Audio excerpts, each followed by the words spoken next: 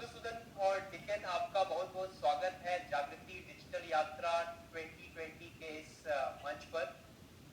हम यात्रा के अंतिम पड़ाव पर हैं और जैसा कि हम हर वर्ष करते हैं, यात्रा की समाप्ति हम गांधी आश्रम साबरमती के साथ करते हैं। इस वर्ष भी हम अपने सारे यात्रियों को वर्चुअली लेकर आए हैं गांधी आश्रम में और हम आपसे जानना चाह रहे हैं आपके अनुभव के बारे में। गांधी आश्रम में आप लोग एक वॉलंटियर के रूप में कार्यरत हैं, काफी समय से आप लोग वहां पर हैं, तो आपका व्यक्तिगत अनुभव गांधी आश्रम में काम करते हुए और खासकर सफाई विद्यालय के साथ जो आपका अनुभव रहा है, अगर वो आप हमारे यात्रियों के साथ साझा करें। Thank you. जय जगत सबको और बहुत बहुत शुभेच्छाएं। मेरा नाम मधुसूदन है और मेरे साथ डिकेन है, जैसे आशुतोष ने कहा। और मैं बहुत अच्छा लग रहा है यहाँ पर आप सबसे बात करते हुए। जब मैं पहली बार सफाई विद्यालय आया था, मैंने पढ़ाई की है अमेरिका में एंड वहाँ पर मैंने मीडिया एंड कम्युनिकेशंस में पढ़ाई की थी। और जब पहली बार जब सफाई विद्यालय पहुँचा था, ये करीब आज से 10 साल पहले की बात है, तो मुझे याद है वहाँ पर ईश्वर दादा, जिन्हें हम टॉयलेट मैन ऑफ इंडिया के नाम से कहते हैं, वो वहाँ पर खड़े थे और वो एक छोटे से ग्रुप को टॉयलेट्स के बारे में बता रहे थे एंड बड़े प्यार से वो लोगों को कहते थे शुभेच्छा।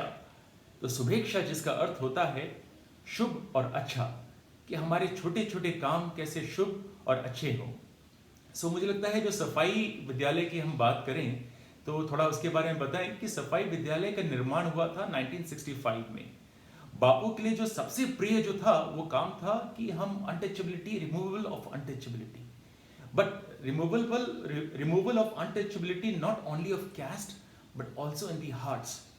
How could we allow a small group of people, especially women, doing this work of sanitation and cleaning our toilets, and उसके बाद हम उन्हें कहते थे कि ये तो भंगी है, ये तो हम इनको छूना नहीं चाहते, इनके शैडो से भी लोग भागते थे, जो झाड़ू को तो हाथ में नहीं लेते थे।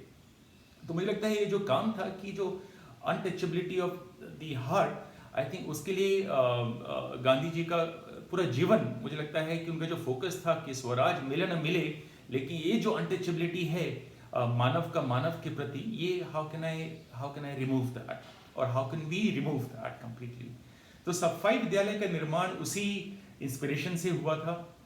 उसके जो संस्थापक हैं श्री ईश्वर भाई पटेल, जो हमारे जयेश भाई हैं, उनके पिताजी हैं, और उन्हें लोग बहुत प्यार से टॉयलेट मैन ऑफ इंडिया कहते थे इस काम के लिए। 1965 में उन्होंने सोचा कि ऐसा एक विद्यालय बने जहां पर ट्रेनिंग हो सके सफाई कर्मचारियों का और आंगनवाड़ी वर्कर्स का और टॉयलेट बिल्डिंग का, एक प्रॉपर एक सैनिटेशन इंस्टीट्यूट बने। एंड उसके लिए उन्होंने एक कोई फंडिंग कहीं से एक नहीं लिया। उन्होंने 1 लाख सफाई कर्मचारियों से कहा कि आपको 1-1 रुपए हमें देने हैं, और 1-1 रुपए लेकर 1 लाख सफाई कर्मचारियों से उन्होंने 1 लाख रुपए इकट्ठा किए और उसका निर्माण, जो सफाई विद्यालय का निर्माण हुआ, उसकी नींव का निर्माण हुआ। And then definitely much later support by many other people. And क्योंकि जन लोक शक्ति से बने ये और उनके साझेदारी से बने, ये उसका भाव था। काफ़ी ट्रेनिंग हुई है पिछले 50 सालों में, मुझे लगता है से ज़्यादा सालों में मोर देन 10 लाख टॉयलेट्स का निर्माण हुआ है। It has become a facilitator for many other organisations all over India. ये गवर्नमेंट ऑफ इंडिया के साथ, WHO के साथ में, वर्ल्ड बैंक के साथ में, काफ़ी लोगों के मतलब international, nationally they have been working, they have been direct advisor to prime minister also for the main sanitation program. So काफ़ी लेवल पे एजुकेशन के साथ, न्यूट्रिशन के साथ, सैनिटेशन के साथ होलिस्टिक काम हुआ है। ये गांधी जी का जो स्वप्न था उसी दिशा में, और गांधी आश्रम के बीच में है, साबरमती गांधी आश्रम के जस्ट उसी एरिया में, उसी परिसर में आता है ये। और मैं कहूँ तो हमने जो सीखा है, मैंने और डिकेन ने हमने सीखा है वहाँ पर कि बाह्य स्वच्छता काफी हुआ है, बट बाह्य स्वच्छता के साथ में आंतरिक स्वच्छता का, कि while doing this work, how can I internally change? And if I'm not internally changing, then that work it just doesn't feel complete. ये उसका मुख्य वो रहा है। And that's pretty much. I can go on for much more information if needed. और मैं थोड़ा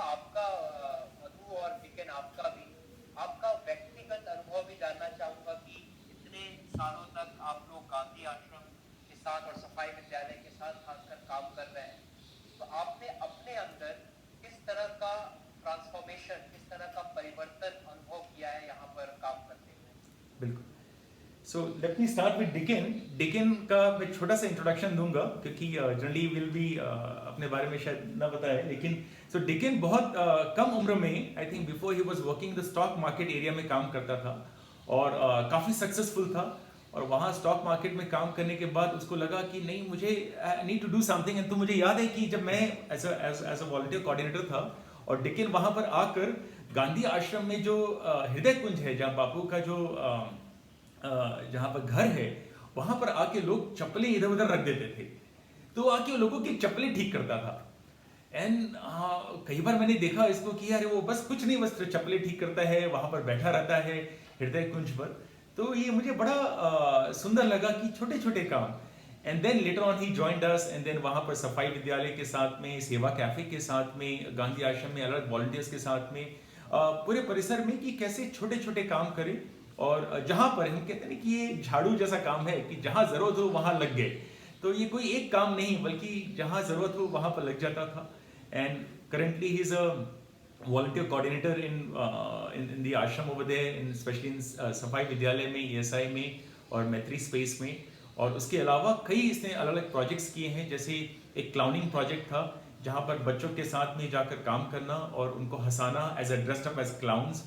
And later on he also went to Jail University. They started something called Jail University in Udaipur to acknowledge that each person who's there in the jail is also is a knowledge bank in himself. तो उसको कैसे harness करें, उनको कैसे support करें। तो ये डिकेन पटेल है। Then I'll invite him how he got engaged, and then I can share a little bit about my personal journey. Jai Jagat and Khush morning, and really happy to be here and participate.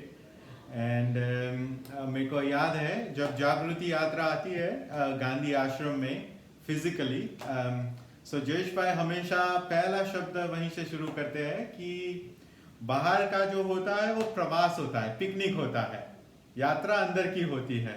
So I'm sure, like like we all are in that journey of more यात्रा। So हम सब कहीं ना कहीं यात्रा में लगे हुए हैं। बट जैसे मधु भाई ने बताया कि मेरा जो शुरुआत इनिशियली जो मेरा एक फेज था वो ग्लोबल फाइनेंस सिस्टम में था। एंड आई थिंक कहीं ना कहीं वो लिमिटेशन, वो ग्लोबल फाइनेंस एक्सप्लोइटेशन मैंने देखा। And I think that really the inner calling helped me to move from there. And I think that was my first day, the calling from my heart, which was my first day for entrepreneurship, क्योंकि entrepreneurship भी अंतरप्रेरणा से बना है। So जो भी काम हम अंतरप्रेरणा से करते हैं वो entrepreneurship है। So I think जो मैं बता रहा हूँ अभी कि ये सवाल बार बार आता है कि इनर ट्रांसफॉर्मेशन, तुम्हारा ट्रांसफॉर्मेशन कैसे हुआ। एंड आई थिंक वो एक बड़ा सवाल है कि उसको मेजर कैसे करेंगे, कि ये ट्रांसफॉर्मेशन कैसे हम मेजर कर सकते हैं। So I think the simplest way is like Gandhi ji बोलते थे। गांधी जी को एक सभा में पूछा गया था कि आपको सबसे ज्यादा डर किस बात का है फ्यूचर के लिए, आपका सबसे भय किस बात का है। तो सबको लग रहा था कि गांधी जी बताएंगे शायद ये सैनिटेशन है, या शायद ये इकोनॉमिक्स क्राइसिस है, या और अदर क्राइसिस है, या फिर लाइक पॉपुलेशन है। बट सरप्राइजिंगली गांधी जी ने एक सिंपल वर्ड बताया कि मेरे को सबसे ज्यादा डर है फ्यूचर में, वो है heartless intellectual. So I think now what we see in this today's time is like we all are caught up some one or another way in this heartless intellectual. So I think we collectively how we can shake that part. That was my journey, and I think जो transformation में समझ है तो वही है कि आपकी दिल की कैपेसिटी प्रेम करने की कितनी बड़ी है, वो ट्रांसफॉर्मेशन है। सो आई थिंक जो मैंने ये जर्नी में सीखा है वो मेरे दिल की कैपेसिटी बढ़ाने का काम सीखा है। So I think जो वो जो वननेस है, आई थिंक जो रिप्रेजेंट करता है हमारी डाइवर्सिटी को, सो वो डाइवर्सिटी को एक जगह पे हार्नेस करने का काम कर रहे हैं. सो अलग अलग माध्यम से काम कर रहे हैं. जो एक जो बताया गांधी आश्रम में फुल वॉलंटियरिंग कर रहे हैं और वहाँ पे जस्ट बीइंग, और कई बार वो स्पेस का मैजिक होता है कि वो वहाँ पे कुछ नहीं करने पे भी बहुत कुछ हो जाता है. So I think that is the magical space what we are blessed, we are so grateful कि we got this opportunity. और दूसरा एक संगात मिला बहुत अच्छे दोस्तों का, जयेश भाई है और वहीं के लोग हैं, किशन है और बहुत सारे नाम है, विजिबल इनविजिबल. सो जो उनके संगति में आके एक मौका मिलता है तुम्हें खुलने का, खिलने का, खेलने का. So I think what I love is two things, it's a playfulness and the joy. I think that is really important. People are talking so serious leadership about, but it's all leadership is all about to be like being so lighter. It's not really to pressuring other people. So what I talk about here, like a small initiative what we started in jail, in prison. So the idea was there, like one of my amazing friend like Manish Jain, who has this disruptive ideas, and like he's like working, he's like the name of the jail university is Swaraj Jail University. That was based on the Gandhi's main concept of Swaraj. Like and Manish always talk about like the colonization hai wo bahar mein nahi hai, wo colonization hai hamare andar mein hai. So I think how to decolonize our heart, that's a whole journey, and that's where the jail university started. So the intention was the jail university was like to reignite the spirit of humanity only. So ज़्यादातर वो मैं ये aspect इसीलिए रख रहा हूँ कि ज़्यादातर हम लोग जो एंटरप्रेन्योरशिप है वो प्रॉफिट मेकिंग या फिर और like वो प्रोजेक्ट मोड में चला जाता है. So I think here, like once anything can be connect with the compassion and with the humanity, the transformation organically happen. It's outside also and inside also, within your heart also. So जो jail के बारे में हम सोचते हैं तो ज़्यादातर हम जेल के बारे में क्या सोचते हैं, negative things like mostly violence और मोस्टली क्रिमिनल्स और डार्कनेस और ऑल दिस थिंग्स. बट मैं हमेशा बोलता हूँ जेल कोई फिजिकल चीज़ नहीं है. आज हमें खुद पता नहीं है कि हम कौन सी जेल में है. So I think the jail university is the whole concept to free, liberate yourself from your false self to your higher self. And it's also collectively, individually, and live it in that form. So jail university का main purpose तो वही था कि where we going with this like colonial way, like pre-formulated design model, and we impose on that. So how to break that stereotype, how to challenge this consciousness of collective, because jails are not really zoos or something, they are only the reflection of our own collective actions. So it was like how we can reimagining like all this concept of the jail, because आज हम समाज में कि कोई अगर संग्रह करता है उसको हम बड़ा मानते हैं, पैसे वाला मानते हैं, और आज कोई चोरी कर रहा है उसमें उसको हम चोर मानते हैं और नीचा मानते हैं. So I think that's on, and that's why we started. And there is like in jail university we started with the music and art and all different ways. It's like I invite all of you, any of you who like to come and visit also to jail. I invite you for that. It's a beautiful space. But I think the main concept behind this is to reimagining everything. We are in the time where we need to, like, the mind has been like completely monoculture. So I think how to break that, and that monoculture mind, and creating your own ways. There are like 1,000 ways to reach mountains. So I think that was the idea of Gandhi also, like the Swaraj he called. So Swaraj is like a more self-ruling and self-empowering. So that's where the concept of Gandhi, we really relevantly lived in the jail university. And we trying to replicate that small initiative. Also there are clowning things where we were talking like a little bit. I share that clowning. So these are like today morning I was coming, you know, like in ESI in Sugar, very beautiful space. So when I entered, you know, like हमारे यहाँ पे बहुत जबरदस्त हमारे एक सेवक है यहाँ के, वो मामू, वो बड़े प्यार से वो झाड़ू लगा रहे थे. मैंने बोला मामू क्या कर रहे हो? बोले मैं झाड़ू लगा रहा था, उससे पहले हमारे अमृत काका लगा रहे थे. सो बोली वो अमृत काका नहीं रहे अभी. सो बोले कि अमृत काका को इतना भरोसा था कि मैं ये सफाई कर लूँगा.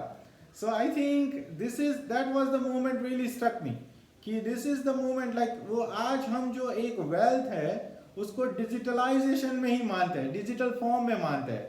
But how one can create and touch that trust capital. So that was the trust, like, you know, these people will come and make me laugh, these people will come and give me sukoon. So that was the whole idea. So how to generation and generation to pass that. So that was the little concept, like what Gandhi taught, to decolonize your heart and live it so that you are a higher form. And in that journey बहुत सारे हमारे जो मित्र हैं उन्होंने सहयोग दिया है. सो मैं यहाँ पे ये बात खत्म करता हूँ और मधुसूदन जी से बात करें.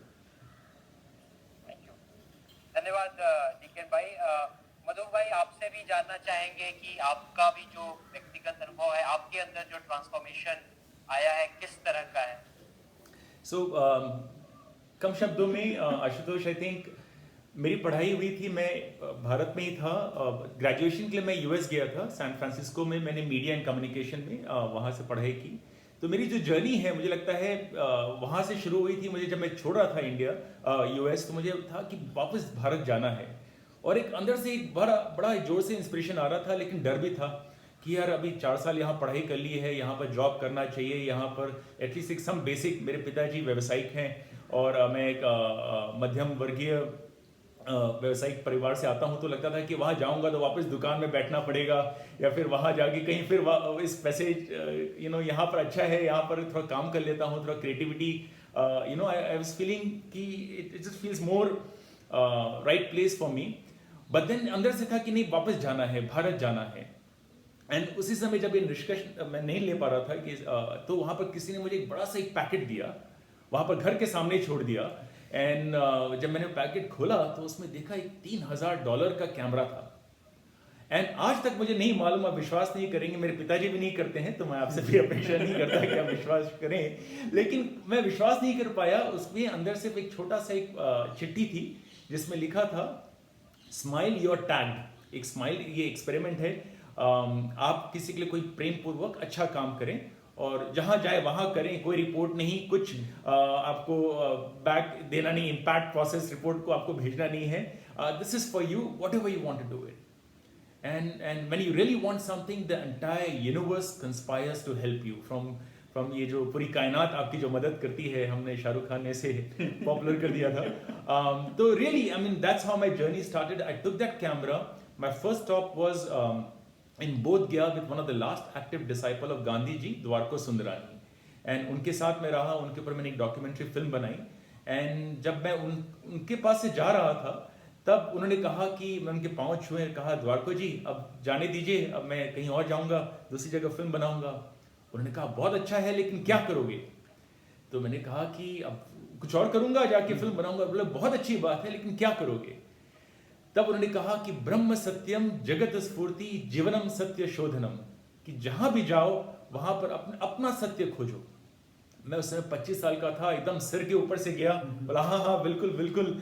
लेकिन मुझे लगता है कि वो जो सत्य की जो खोज है, कि आपका सत्य क्या है, आपके अंदर की आवाज क्या है. शायद सभी कोई इसको गलत कहें, लेकिन आपकी अगर आवाज है तो आपको उसे फॉलो करना है. एंड मुझे लगता है वही खोज फिर मुझे गांधी आश्रम बाद में लेकर आया. जयेश भाई से मैं मिला, और जयेश भाई से मैं मानव साधना में मिला था. मुझे याद है मैंने पहली बार जब उनसे मिला तो मैंने कहा कि भैया चलिए कुछ प्रोजेक्ट करते हैं, जहाँ पर हम कुछ बड़े बड़े प्रोजेक्ट करते हैं, कोई मीडिया प्रोजेक्ट करते हैं और कोई कैंपेन्स करते हैं. तो कहा हाँ हाँ बेटा बिल्कुल करेंगे, लेकिन पहले प्यार करते हैं. तो मैंने कहा भैया हाँ हाँ बिल्कुल प्यार करेंगे और प्यार के साथ ही करेंगे, लेकिन आप समझ नहीं रहे हैं, कुछ बड़ा प्रोजेक्ट करते हैं, मतलब ये आप इतना काम कर रहे हैं, कोई देखता नहीं है, कोई डॉक्यूमेंट्री बनाते हैं, कोई अच्छा, ताकि सब उसको पहचाने। तो बड़े प्यार से उन्होंने कहा कि हाँ बिल्कुल बेटा, बहुत अच्छी बात है, लेकिन और ज्यादा प्यार करेंगे। एंड मुझे लगता है कि अब 10 साल हो गए हैं, मैं अभी भी समझ रहा हूँ what does that even mean to love, to work to keep love in the centre. जीवनम सत्य शोधनम, सत्य की तो खोज करना है, लेकिन उसके बाद विनोबा जी का एक सूत्र था कि जीवनम स्नेह साधनम, कि जीवन जो है वो स्नेह की साधना है। जैसे डिकिन ने कहा कि अगर मेरा ये काम करते समय अगर मेरा हार्ट और नहीं खुला, मेरा प्रेम और व्यापक नहीं हुआ, अगर मैं अभी भी जज करता हूँ, लोगों को टिक्का टिप्पणी करता हूँ कि अरे यार ऐसा था, बापू तो खादी पहनते थे, मैं तो ये कॉटन शर्ट पहना हुआ है, मैं तो चरखा नहीं करता, तो उसमें हम फंस जाएंगे, तंत्र में हम फंस जाएंगे। तत्व को पकड़ना है, स्नेह को पकड़ना है, दिल को दिल से जोड़ना है। It's not so much about the work, चाहे वर्क हो सैनिटेशन का हो, एजुकेशन का हो, जैसे स्टॉक मार्केट का हो, बिजनेस का हो। अगर उस काम से अगर मैं किसी को थोड़ी सी राहत नहीं दे सकता, अगर किसी का मैं मुस्कुराहट नहीं ला सकता, तो फिर व्यर्थ है वो। अगर उसी काम करते समय मैंने अपने मन में बोझ रखा हुआ है और भारी हो गया हूँ और आसपास के लोग दुखी हैं, परिवार दुखी है, तो फिर मुझे लगता है, मेरा पर्सनल व्यक्तिगत वो है कि फिर वो काम का नहीं है। वो peace should come from within and it should radiate from within, and आसपास के लोगों में, समाज में, फिर व्यापक होगा विश्व में। So that's how my journey had happened coming to Gandhi Ashram. It has been 10 years right now. And यहाँ पर जयेश भाई, ईश्वर भाई, उनके साथ जो पूरा जो इकोसिस्टम है, मानव साधना में है, वीरेन भाई हैं, फिर अनार देवी जो is running craft fruits. But ये तो अभी के लोग हैं, बट उसके पहले के लोग जो रहे होंगे, उसके पहले के लोग, और जैसे गांधी जी कहते थे, ये तो यार तपोभूमि है। एंड यहाँ पर दधीची ऋषि रहे हुए हैं, जहाँ पर जिन्होंने तो अपना पूरा बोन दे दिया था कि बनाने के लिए, वज्र बनाने के लिए। So how do we see कि this work, what we are not doing is any kind of charity? सेवा बहुत ऊंची चीज है। एक संत मिले थे, वो बोले तुम कौन होते हो सेवा करने वाले, और बड़ा जोर से हंसे, हा हा हा हा, तुम सेवा की बात करते हो मूर्ख। बोले कि तुम who are you to do service. And मुझे लगता है कि हम प्रायश्चित कर सकते हैं इस मामले में। अगर हमें छोटा सा काम भी अगर मिले करने का, तो it's really inner Joy. It's nothing connected with outer service. As we are doing this, and so much suffering has happened, especially in sanitation, in untouchability. All what we can do is from here, I will not let this suffering pass. यहाँ पर कि क्या मैं वो suffering को लेकर प्रेम में उसको बदलने की चेष्टा मात्र कर सकता हूँ। कितना करूँगा वो भी पता नहीं, वो बहुत बड़ा दावा है। यहाँ पर चेष्टा कर सकता हूँ, एक इंटेंशन रख सकता हूँ कि यार सबका भला हो, और ये काम करते हुए मुझे इनर जॉय मिले और आपको थोड़ी सी शांति मिले, थोड़ा सा सुकून मिले। I think that has been our intention by doing whatever small ways we can. And उसकी एंडिंग में आई वुड कनेक्ट विद झाड़ू के एग्जाम्पल के साथ करूँगा कि झाड़ू को यहाँ पर बहुत गर्व के साथ में, बहुत रिस्पेक्ट के साथ से देखा जाता है सफाई विद्यालय में। एंड मुझे याद है जब मैं पहली बार आया था, तो एक बुजुर्ग थे वहाँ पर जो पूरा जीवन जिन्होंने वहाँ काम किया था। मैंने उनसे पूछा कि आपकी आकांक्षा क्या है, अगर आपको कुछ बनना हो तो आप क्या बनना चाहेंगे? तो बड़े प्यार से वो कहते हैं कि मुझे तो बेटा झाड़ू बनना है।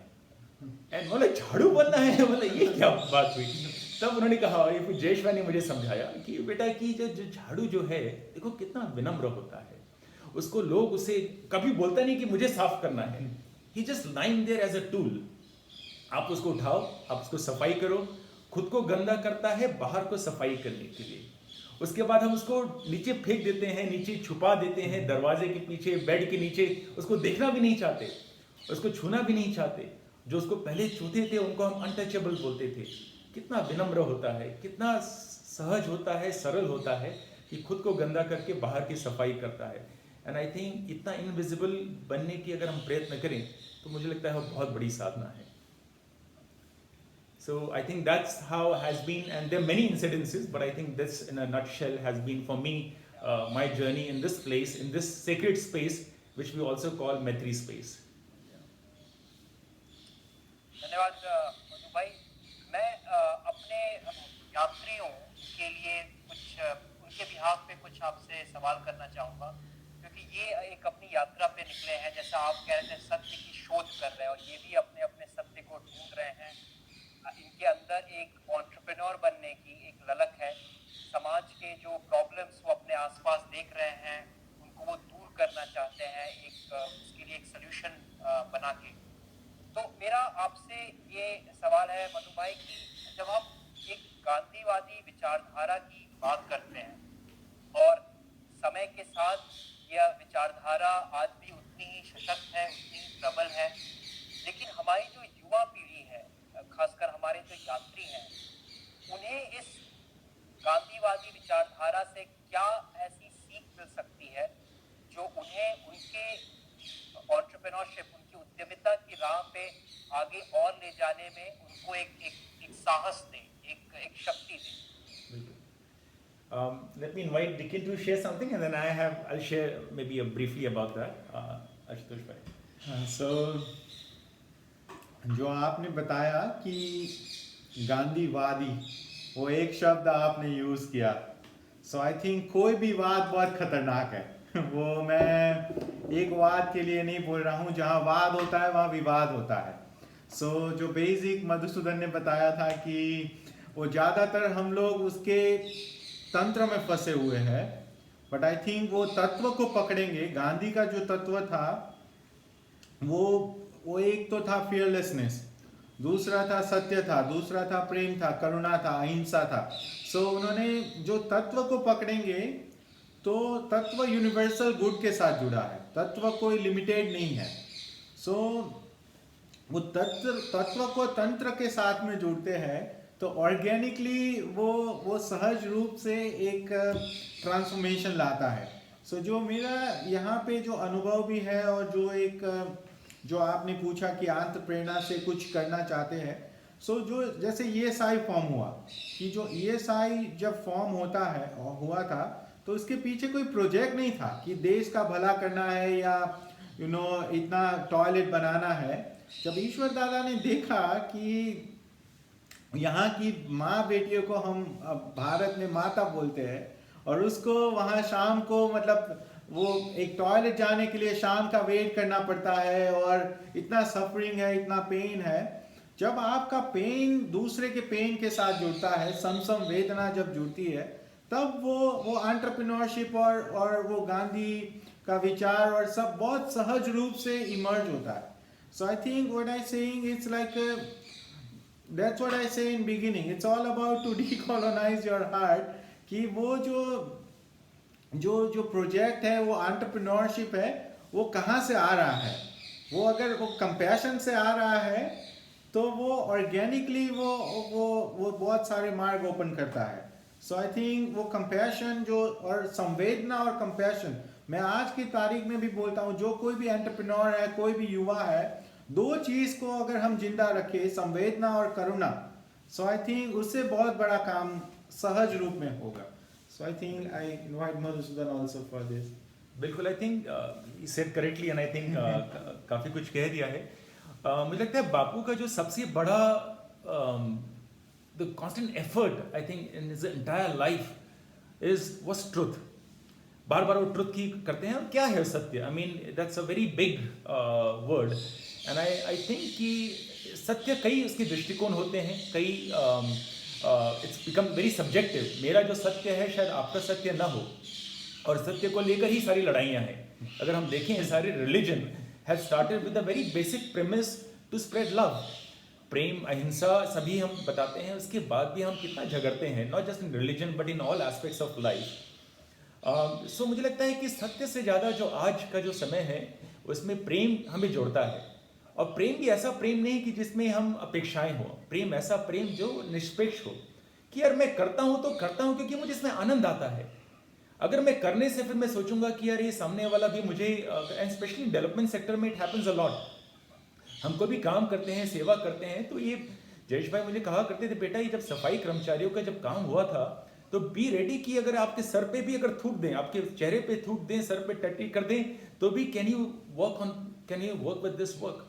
जब टॉयलेट जब बनता था तब सफाई कर्मचारियों को लगा कि अरे तो हमारी रोजगारी छीन लेंगे ये, सोचो, इतना dehumanised work, people taking the human defecation from their hand, and जब ले जाते थे तो पूरा गंदा होते थे, कितनी सारी उससे डिजीजेज होती थी, लेकिन उसको काम को करते समय भी उनको लगा, उनके ऊपर कई केसेस चले, ईश्वर भाई को इनके ऊपर केसेस, सफाई कर्मचारियों ने शुरू में केसेस भी लगाए। तो अगर हम प्रेम नहीं होता तो नहीं टिकता, अगर वो प्रेम नहीं होता तो ये काम इतना समय नहीं टिकता। तो मैं वही कहूंगा कि आखिरी में जो बापू का था, आई think that fearlessness, finding your truth, but आज के कॉन्टेक्स्ट में taking that truth and connecting that, जो ट्रुथ था वो बिना प्रेम के वो ट्रुथ नहीं था। इतना इतना जबरदस्त उनका प्रेम था, आई थिंक मानवता के लिए और लोगों के लिए, कि वो उसका अभिप्राय अलग था। तो तंत्र कुछ भी हो, आप अपने तंत्र को पकड़िए, कोई भी तत्व जो है वो प्रेम का ही है, दिल को दिल से जोड़ने का है, कि इस काम से अगर किसी सामने वाले को सुकून नहीं मिलता है, आपके दिल को सुकून नहीं मिलता है, तो फिर हमें बैठ के सोचने की जरूरत है कि हम कहाँ पर, किस दिशा में हम जा रहे हैं। So I think that I would say keep thinking. And again, Gandhi is, when we say Gandhi, it becomes an idea. When we say Gandhi ji, it becomes a person. So I think we need to move from Gandhi ji to Gandhi and to understand कि सब में तत्व वही है, सब में वही प्रेम है, and not to connect with a person. Person को देखते हैं तो हम नीचे खींचते हैं, वो ऐसा करते थे, हम ऐसा नहीं कर सकते, फिर हम टीका टिप्पणी करते हैं, और बहुत किसी मंदिर में भी भगवान के बहुत पास जाओगे तो उसमें भी क्रैक्स दिखेगा मूर्तियों में। So I think it's better to take the idea to work with the spirit of Maitri, which binds us all, the spirit of oneness, which is beyond any space, person, and that's what we need to see today. जय जगत, जो अगर हम बार हम कहते हैं, सही में वो समय है कि जब हमें पूरे विश्व को एक परिवार की तरह देखना है। छोटे छोटे हम कुटुंब में हम देखने से अब नहीं चलेगा। I think that's yeah, pretty much. Thank you Madhu and Nikhil, बहुत बहुत धन्यवाद आपका कि आप समय निकाल के आए। और हमारे लिए हर वर्ष जब हम अपनी यात्रा लेकर गांधी आश्रम में आते हैं यहाँ पर, तो हमें एक नई ऊर्जा मिलती है, एक नई ऊर्जा का संचार होता है इस पूरे स्थान से। और आज वही ऊर्जा का संचार हुआ है आप दोनों से बात करके, आपके व्यक्तिगत अनुभव जानकर, और आप लोगों ने जो अपने किस्से, कहानियां, जो इंसिडेंट्स हमारे साथ, हमारे यात्रियों के साथ साझा किया। तो बहुत बहुत धन्यवाद आप दोनों का कि आप लोग आए और No, thank you. और आपने हमारे साथ बातचीत की। And hopefully I am sure कि नेक्स्ट ईयर हम अपनी ट्रेन लेकर आप लोग से फिर से मिलने आएंगे और आपके साथ और ज्यादा बातचीत होगी। बिल्कुल।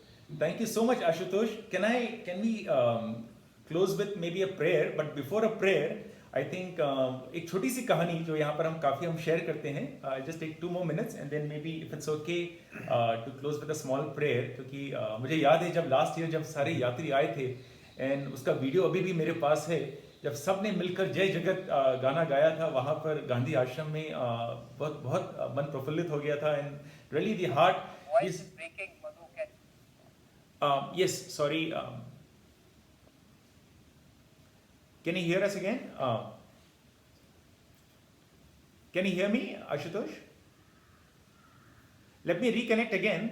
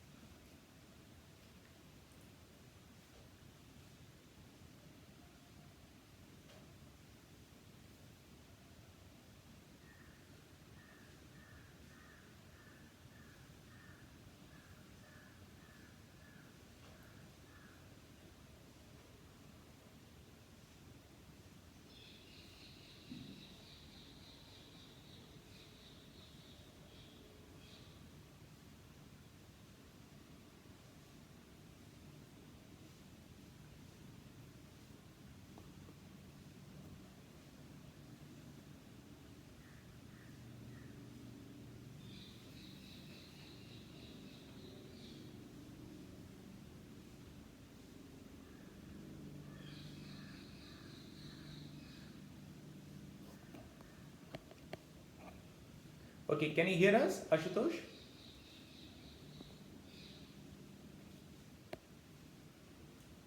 Okay. Hi, can you hear us? yes, yes, Okay, lovely. I can. So I'm just saying कि I'll just quickly end with one small story and then a small prayer. मुझे याद है कि जब लास्ट ईयर जब हमारे जो group आया था जागृति यात्रा का, एंड सफाई वहाँ पर गांधी आश्रम में जो बच्चों का जो स्कूल है वहाँ पर सबने मिलकर जय जगत गाया था। एंड जब मैंने सुना तो बड़ा इतना रोमांचक हो गया था, it just gave me lot of ट्रेमेंडस hope to even just to share that song in today's time. It's it just filled my heart with tremendous love and hope and excitement. जो कहानी है, हम नमक की कहानी हम बताते हैं यहाँ पर, क्योंकि and I think specially for सब यात्रियों के लिए कि हर कोई मीठा बनना चाहता है। जैसे अगर हम देखें मीठा को, देखें लड्डू और पेड़े को, तो जब भी हम खाते हैं मीठा कुछ खाते हैं तो बोलते हैं अरे यार कितना मीठा है, एंड इमिजिएटली उसका भान होता है, उसको एक्नॉलेजमेंट मिलता है, उसका नाम होता है, एंड एवरीबडी इवेंचुअली एक्नॉलेजेस कि कितना स्वादिष्ट है या कितना मीठा है।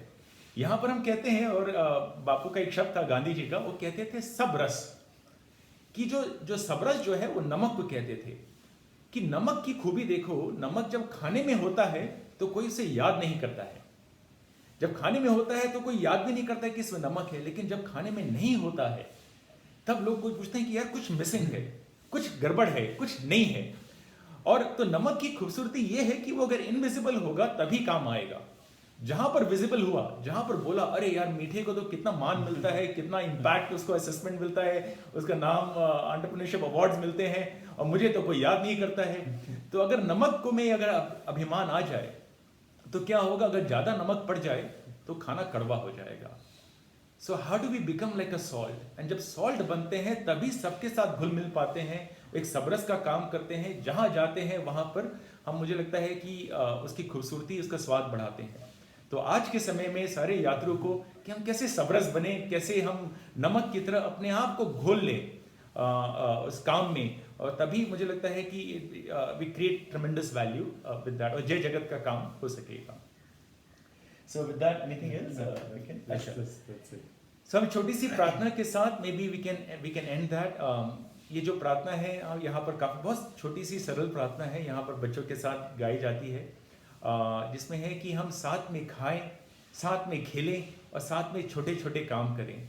और जब हम छोटे छोटे काम करते हैं तो उसमें हमें प्रभु के और ईश्वर के या अल्लाह के या वाहे गुरु के और कोई भी नाम आप दे दें, उनके दर्शन होते हैं, परमात्मा के दर्शन होते हैं।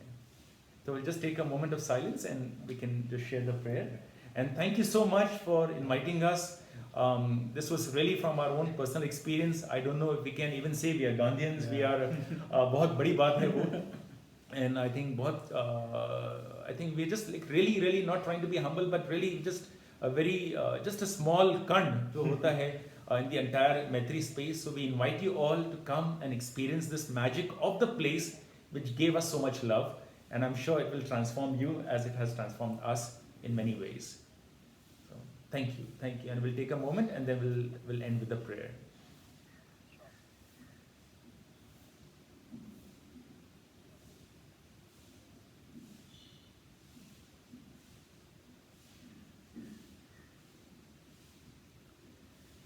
साथे रमिए, साथे जमिए, साथे करिए सारा काम, कायम रहे जो सोनी साथे, घट घट बसता श्री भगवान।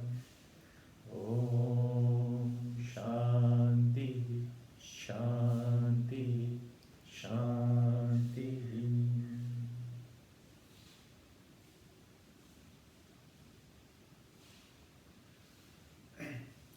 जय जगत और शुभेच्छा आप सबको। जय जगत। धन्यवाद मधु, धन्यवाद निकेत, बहुत बहुत धन्यवाद आप दोनों का। Thank you. हम मधु ये करेंगे फाइनल जो